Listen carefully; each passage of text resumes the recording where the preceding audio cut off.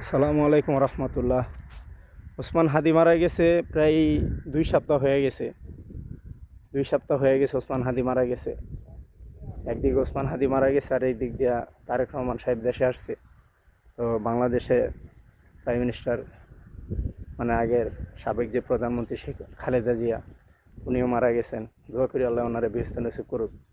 তো যেই মারা যাক, দুনিয়ার সমস্ত মুসলিমের জন্য দোয়া করতে হবে। দোয়া ছাড়া কিছু করতে পারবো না আমরা, কারণ দুনিয়ার সবাই মারা যাবে, কেউ চিরজীবন দুনিয়াতে থাকবে না। তো ওসমান হাদিকে যে হত্যা করছে ফয়সাল, সে বারবার লাইভে এসে বলতেছে তাকে নাকি মিথ্যা মামলায় জড়ানো হয়েছে। এটা ওনাকে হত্যা করে নাই, ওনাকে একটা সফটওয়্যার ইঞ্জিনিয়ার ছিল এবং এখান থেকে বারবারও বলতেছে যে আমি ওনার সাথে মিশছি চলছি। তো কেন কীভাবে ওনার নামে এটা ফাঁসানো হয়েছে সেটা জানি না।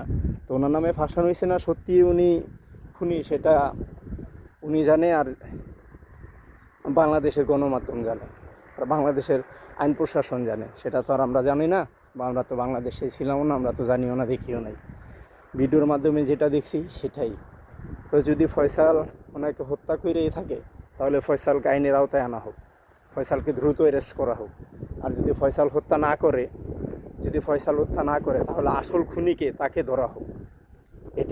এটাই আমি একজন বাংলাদেশের নাগরিক হিসাবে এটাই হচ্ছে আমার চাওয়া, যে হাদি হত্যা মামলার বিচার চাই। এটাই হচ্ছে আমার একটা চাওয়া। আর কি বলবো, সব কথা বইলা লাভ নাই, কারণ বাংলাদেশে যে যারা মেয়েরা যেমন লুইটা পেটা খাইতে পারতেছে বর্তমানে এই অবস্থা। তো এই মুহূর্তে দেশে একজন সরকার দরকার, তো কঠিনভাবে শায়েস্তা করা হোক যারা এই খারাপ কাজগুলো করতেছে। তো আজকের মতো বিদায় নিতেছি। আসসালামু আলাইকুম, সবাই ভালো থাকবেন।